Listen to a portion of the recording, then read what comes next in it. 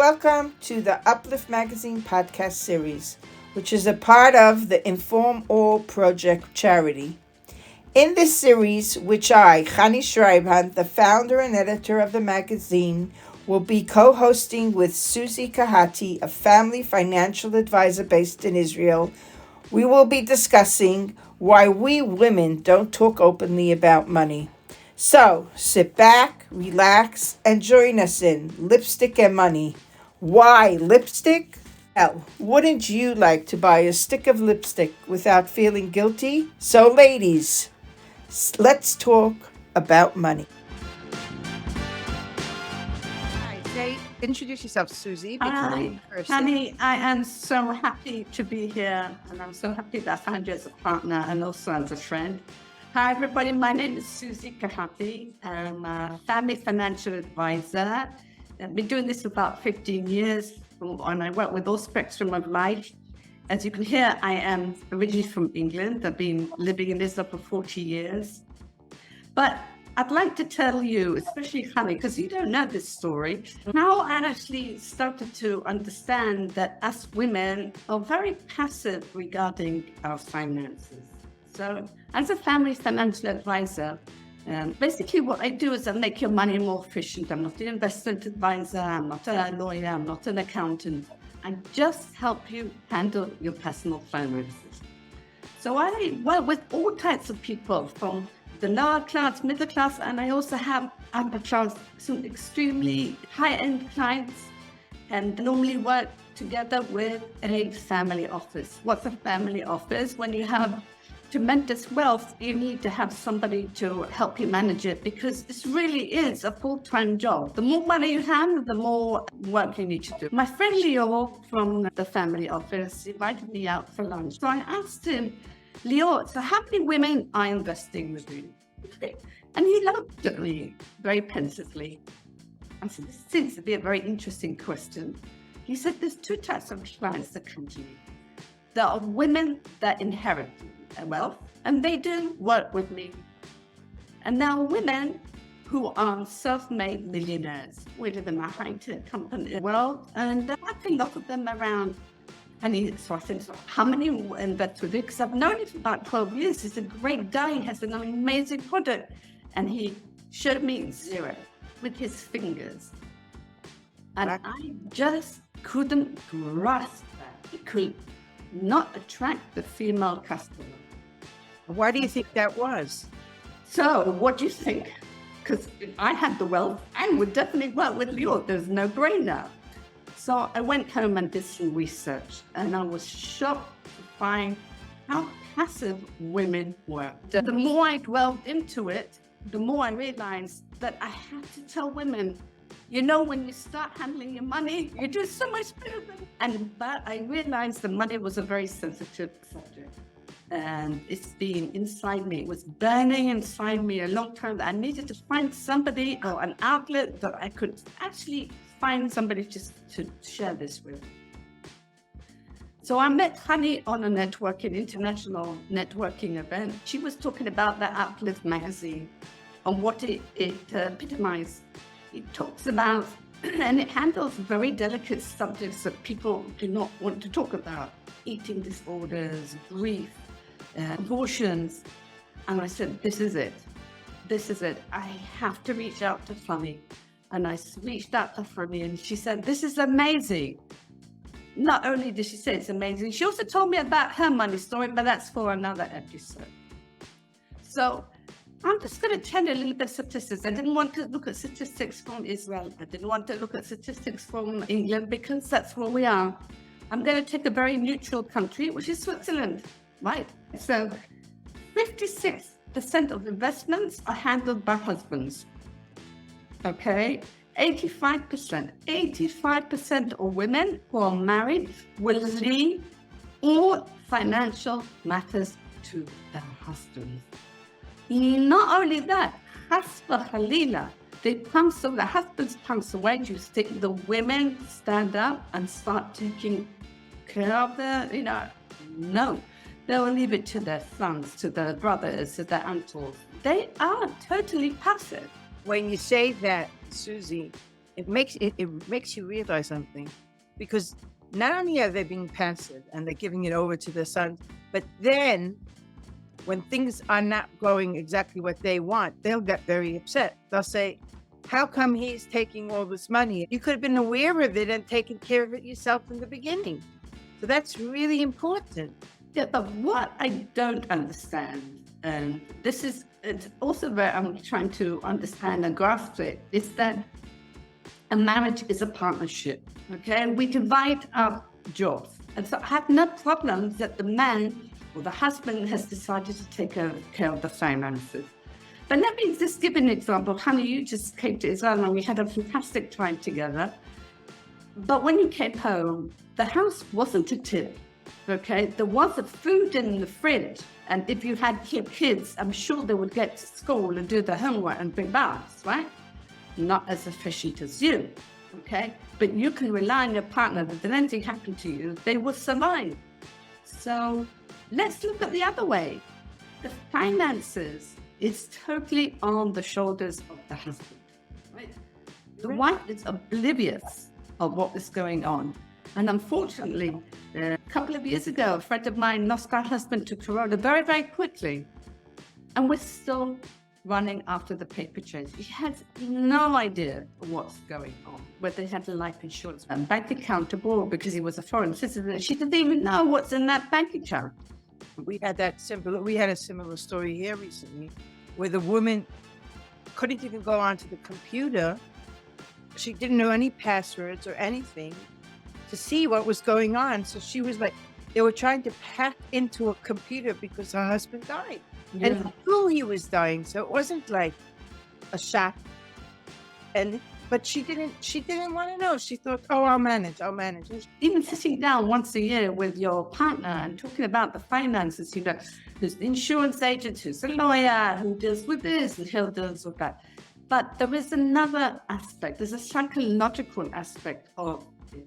That if the husband feels they cannot talk to the wife about finances, that's a huge emotional, stressful burden on the shoulders of the man.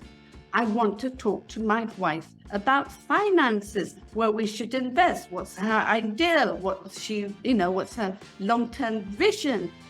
That makes it very stressful. Out of all the conversations that we have with our partners, that's the only thing that we as women say, sorry, I don't understand. You do what you want to do. That's not fair. No, you're right. You're 100% right. What are we going to be showing our listeners who are sitting around here? What are they going to expect from us? Okay, I think that, first of all, I would like the listeners, men and women, it's not just directed at women, that it's okay to talk about money. And that even though Chani and I have two completely different money stories, we come from completely different backgrounds, we can help each other with our finances. And that's the number one mistake that people make. People do not talk about finances, which is unusual. We talk about food that we eat on an everyday life. Talk about everything. We talk about it every hour, and we don't talk about money that we use every single day. I think it's embarrassment. I think there is a taboo around money if we think about it, because and money has changed as well, because when we were young, we had to go to the bank in order to withdraw money, and now it's ATM machines and we've got credit cards. It's like money is very much more available than it was. But our parents didn't talk to us or teach us about money, which is unusual because they teach us about everything else. We didn't learn it from the extended family. Because sometimes, like, for example, my mother doesn't know how to sew. I know that my grandmother would teach me how to sew on a button, right? We didn't learn about it in school or in middle school or in high school. We don't learn about it in university, even in accountants that I work with, they say, we never learned about this. So we never sort of like taught this life skill, which is a pity. Okay, fine, we don't get the lots of lessons. Nowadays, people don't learn how to cook, but they can actually learn how to cook if they want to. Okay. And then around the kitchen table, around the dinner table, around any table, we don't talk about money.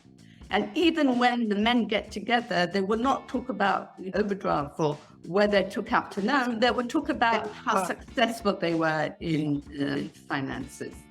So let's just break down a little bit of what people will expect from us. So first of all, the financial dialogue. And I think the next one is why as women,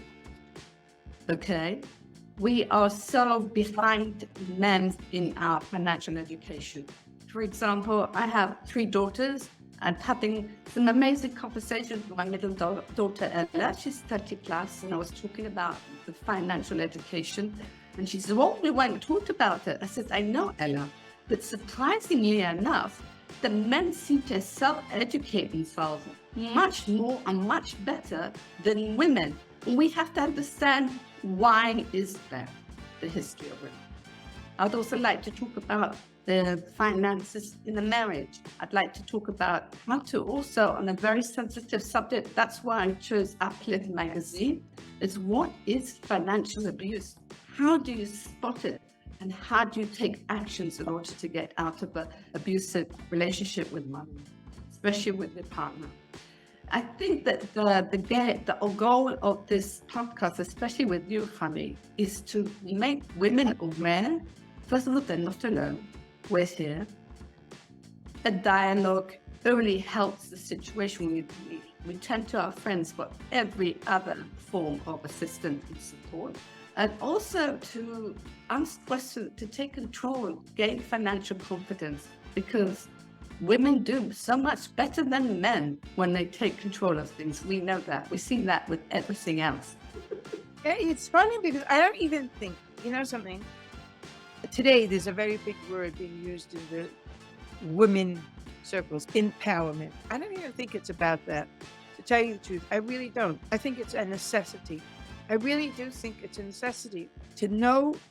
It doesn't mean that I have to be more powerful than the man. No, it means that it's a necessity for my growth to know where I'm holding money-wise, to understand the situation. And this way I could be part of my growth. Right. And it's nothing to do with empowerment, because I don't like that word so much. I think it makes it sound like we're idiots who sat in our cupboards all our life and now we're going to be empowered. That's not really what it's about.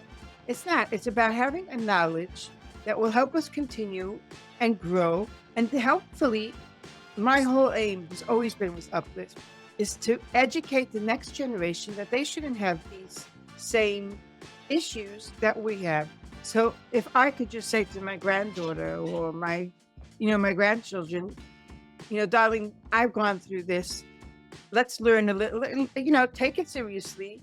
This is something you should discuss. This is something that it's not going to hurt you to discuss it. Your husband's only going to, give you a blessing that you know about it because it's going to help his load. I think that's really important.